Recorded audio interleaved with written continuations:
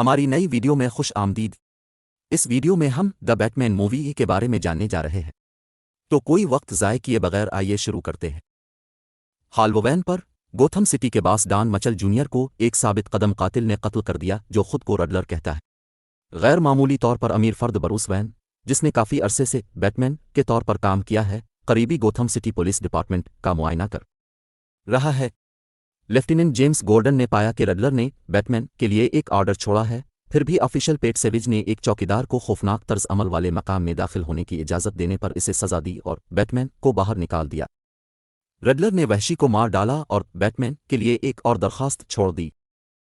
بیٹمین اور گورڈن کو پتہ چلا کہ رڈلر نے مچل کی گاڑی میں انگوٹھا چھوڑا جس میں مچل کی ایک عورت اینیکا کے ساتھ آئس برگ لاؤنج میں تصویریں تھیں، ایک کلب جس میں موبسٹر کارمین فالکن کے لیفٹیننٹ پینگوئن کام کرتا تھا۔ بیٹمین پینگوئن سے سوال کرتا ہے جو بے حیائی سے لڑتا ہے، پھر بھی دیکھتا ہے کہ سیلینا کائل، انیکا کی لیول میٹ اور پیاری، وہاں سرور کے طور پر کام کرتی ہے۔ انیکا کے غائب ہونے کے بعد بیٹمین جوابات کی تلاش کے لیے سیلینا کو واپس آئس برگ لاؤنج بھیجتا ہے۔ سیلینا کے ذریعے بیٹمین دیکھتا ہے کہ سیویج فالکن کے پیسوں پر تھا، جیسا کہ سربراہ تفتیش کار گل کولسن ہے۔ سیلینا نے خط و کتابت بند کر دی جب بیٹمین نے اس پر فالکن کے ساتھ اپنے تعلقات کے بارے میں دباؤ ڈالا۔ رڈلر نے کولسن کو محفوظ کیا، اس کی گردن پر ایک مربوط کالر بم مارا اور اسے مچل کی لگن ایسوسی ایشن میں رکاوٹ ڈالنے کے لیے بھیجا۔ واضح طور پر جب بیٹمین کا ظاہر ہوتا ہے، رڈلر اسے کولسن کے فون کے ذریعے کال کرتا ہے اور اگر کولسن 3 اسرار کا جواب نہیں دے سکتا ہے تو بم کو پھٹنے کے لیے جو کچھ بھی کرنا پڑتا ہے کرتا ہے۔ بیٹمین بنیادی 2 کو دیکھنے میں کولسن کی مدد کرتا ہے، پھر بھی کولسن تیسرے کا جواب نہیں دے گا، اس ماخذ کا نام جس نے معلومات دی جس نے موبسٹر سال مارونی کی کارروائی کو مکمل کرنے کے لیے بنیادی علاج کا اشارہ دیا۔ بم پھٹتا ہے، کولسن کو مارا جاتا ہے اور بیٹمین کو نادانی سے مارتا ہے۔ بیٹمین اور گورڈن نے اندازہ لگایا کہ تماشائی پینگوئن ہو سکتا ہے اور اسے علاج کے معاہدے تک لے جا سکتا ہے۔ انہوں نے محسوس کیا کہ مارونی کی بہتری واقعی کبھی نہیں ہوئی اور مختلف ماہرین اس میں شامل ہیں۔ سیلینا نے چونکا کر ان کا پردہ فاش کیا جب وہ نقد رقم لینے کے لیے حاضر ہوتی ہے۔ جیسے ہی پینگوئن دور جاتا ہے، سیلینا نے گاڑی کے ٹرنک میں اینیکا کی لاش کا پتہ لگایا۔ بیٹمین کو پینگوئن ملتا ہے، پھر بھی وہ دیکھتا ہے کہ وہ ذریعہ نہیں تھا۔ بیٹمین اور گورڈن بروس کے خاندان تھامس اور مارتھا کے ذریعہ کام کرنے والے محفوظ پناہ گاہ کے ایکسٹرا کے لیے رڈلر کے راستے کی پیروی کرتے ہیں۔ وہ دیکھتے ہیں کہ رڈلر محفوظ گھر میں کرایہ دار تھا اور وین فیملی کے خلاف نفرت رکھتا ہے۔ بروس کا ہیڈ ورکر اور باس الفریڈ پینی ورتھ بروس کے نام لیٹر بم کھولنے کے بعد واضح طور پر ہسپتال میں داخل ہے۔ اس کے بعد رڈلر اس بات کی تصدیق کرتا ہے کہ تھامس، جو شہر کے داخلی راستے کے علمبردار کے لیے دوڑ رہا تھا جب وہ مارا گیا تھا، نے فالکن کو ایک مضمون نگار کو مارنے کے لیے استعمال کیا تاکہ مارتھا کے ذہنی خرابی کے مقابلوں کے گیم پلان سے متعلق اعداد و شمار کے شرمناک ٹکڑوں کو بے نقاب کرنے کے لیے جو کچھ بھی کرنا پڑے۔ بروس، جو اپنے والد کے ذریعے ثابت قدمی کے ساتھ پروان چڑھا تھا، اخلاقی طور پر بلند تھا، الفریڈ کا سامنا کرتا ہے جو الزامات کی تصدیق کرتا ہے۔ ابھی تک یہ گزرتا ہے کہ تھامس نے فالکن کو پولیس کے حوالے کرنے کا فیصلہ کیا جب وہ برے رویے کا علم ہو رہا تھا۔ الفریڈ نے جمع کیا کہ فالکن نے اسے تباہ کرنے کے لیے تھامس اور مارتھا کو قتل کیا تھا۔ سیلینا بیٹمین کو بتاتی ہے کہ فالکن اس کا غیر اخلاقی باپ ہے۔ وہ دیکھتی ہے کہ انیکا کو گلا گھونٹ دیا گیا تھا کیونکہ مچل نے اسے بتایا تھا کہ فالکون اس کا ذریعہ ہے اور اسے مارنے کے لیے تیار ہے۔ بیٹمین اور گورڈن اسے روکنے کے لیے آئس برگ لاؤنج میں نمودار ہوئے۔ بیٹمین واقعی سیلینا کو فالکن کو مارنے سے بہت دور رکھتا ہے، یہ سوچتے ہوئے کہ اسے فالکن کو قتل کرنے اور جیل کو محدود کرنے کے ذریعے اپنے مستقبل کو تباہ کرنے کی اجازت نہیں دینی چاہیے۔ بیٹمین سے ایک غیرت مند فالکن کے ساتھ پولیس کے پاس جاتا ہے، جبکہ فالکن نے بیٹمین کو بہتر بنایا کہ وہ گوتھم کی تمام پریشان کن اندرونی حقیقتوں اور خفیہ دنیا کے معاملات کے بارے میں جانتا ہے اور یہ کہ وہ سب کچھ جانتا ہے جو اس کے ساتھ بموں کو قابل رحم ہے۔ جیسے ہی بیٹمین فالکن کو باہر سے گھڑی کو تھامے ہوئے دیتا ہے، جبکہ رڈلر اپنی خلائی کھڑکی سے فالکن کو مار ڈالتا ہے۔ مجرمانہ سائنس اکاؤنٹنٹ ایڈورڈ نیشٹن کے طور پر ظاہر ہوا، رڈلر ارخم اسٹیٹ ہسپتال میں پابند سلاسل ہے۔ نیشٹن کا یہی کہنا ہے کہ ایک برطرف عارضی کے طور پر وہ بروس کو اپنے خاندان کے برے رویے کے بعد ملنے والی ہمدردی کو کھا رہا تھا۔ وہ بیٹمین کو پسند کرتا ہے جس نے اسے وحشی پر 0 پر منتقل کیا اور ایک کنیکشن کی تجویز پیش کی، پھر بھی بیٹمین نے غصے سے اسے بری کر دیا۔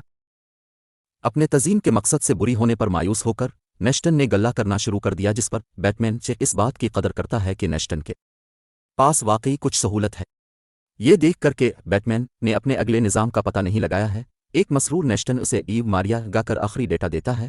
یہ گانا مچل کی اطرافی ایسوسی ایشن میں گایا گیا تھا تاکہ یہ ثابت کیا جا سکے کہ طریقہ کار کا آخری حصہ سٹی ہیڈ پک ہے۔ بیلا ریئل کا انتقال کسی بھی صورت میں بیٹمین اس پر قابو پانے میں ناکام رہتا ہے اور ہولرس تم نے کیا ہے۔ اپنی جگہ پر نظر ڈالتے ہوئے بیٹمین کو اچانک ایک پولیس اہلکار اپنے پاس رکھتا ہے جو اسے چٹائی کاٹنے کا ایک آلہ دکھاتا ہے جسے رڈلر نے شہر کے راہداری کے علمبردار کو شروع کے قریب ہی مار ڈالا تھا۔ اس آلے کو سمجھنا رڈلر کی حتمی تکنیک کو ظاہر کرنے کی ایک اور علامت ہے۔ بیٹمین اپارٹمنٹ سویٹ کی چٹائی کو کاٹتا ہے اور فرش پر کھینچے ہوئے ایک پارٹنر کے ذریعے پایا جاتا ہے کہ نیشٹن نے گوتھم کے ارد گرد گاڑیوں کے بموں کو منظم کیا ہے۔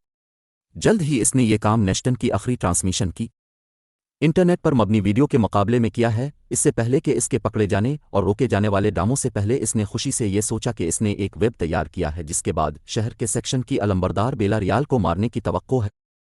بم گوتھم کے آس پاس کے ڈیکوں کو تباہ کر دیتے ہیں اور شہر کو سیلاب میں ڈال دیتے ہیں۔ ایک انڈور فیلڈ میں ایک محفوظ گھر قائم کیا گیا ہے جہاں بیٹمین اور سیلینا کی طرف سے کسی بھی ایونٹ کے ڈراپ ہونے پر نیشٹن کے عزیز ریال کو گولی مار دیتے ہیں۔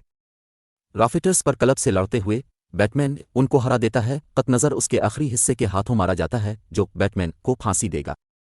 سیلینا ظاہر ہوتی ہے اور بیٹمین کو چومنے سے پہلے بچاتی ہے، فالکن کو مارنے سے روکنے کے لیے اس کا شکریہ ادا کرتی ہے۔ قط نظر حصہ آتا ہے اور تقریباً ایک تیز دھار سے سیلینا کو مار ڈالتا ہے۔ بیٹمین اپنی چوٹوں سے معذور ہے اور سیلینا کی حفاظت کے لیے اٹھنا مناسب نہیں ہے۔ وہ خود کو ایڈرینالین کے ساتھ غرق کرتا ہے، اٹھتا ہے اور اس حصے کو زمین پر سنبھالتا ہے۔ اس کے پاس اس حصے کی ضمانت ہے اور وہ اپنے چہرے کو اس وقت تک مارتا ہے جب تک کہ اسے گورڈن اور سیلینا نے گرا دیا ہو۔ گورڈن اس حصے کے قریب آتا ہے اور اپنا لمبا زخمی چہرہ ظاہر کرنے کے لیے اپنا کور نکالتا ہے۔ گورڈن پوچھتا ہے، زمین پر آپ کسی بھی وقت یہ کہہ سکتے ہیں کہ آپ کون ہیں؟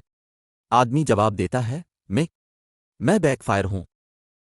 بیٹمین سے ایک الیکٹریکل ایسوسی ایشن کو بنیادی طور پر زیر اثر پانی میں سماجی واقعات سے گزرتے ہوئے دیکھتا ہے، کسی بھی جگہ کو نشان زد کرتا ہے جب یہ زور سے کوڑے مارتا ہے۔ بیٹمین کے لائن کی طرف جھولنے اور اسے پکڑنے کے لیے اپنے کیچ کا استعمال کرتا ہے۔ جب وہ لائن پر ہینڈل حاصل کر رہا ہوتا ہے تو وہ اسے مارنے کے لیے اپنی نمایاں بلے کی مہر کا استعمال کرتا ہے جس کی وجہ سے وہ بجلی سے دنگ رہ جاتا ہے اور پانی میں گر جاتا ہے۔ بیٹمین پانی سے اٹھتا ہے، بھڑک اٹھتا ہے اور زندہ بچ جانے والوں کو مکمل طور پر محفوظ جگہ پر لے جاتا ہے۔ بیٹمین بحالی کی کوششوں اور گوتھم میں اعتماد کو ملانے کے وعدوں میں مدد کرتا ہے، یہ دیکھ کر کے اس کے خوف کے ہتھیار نے چوکیداروں کی مہم کو کنٹرول کر لیا ہے۔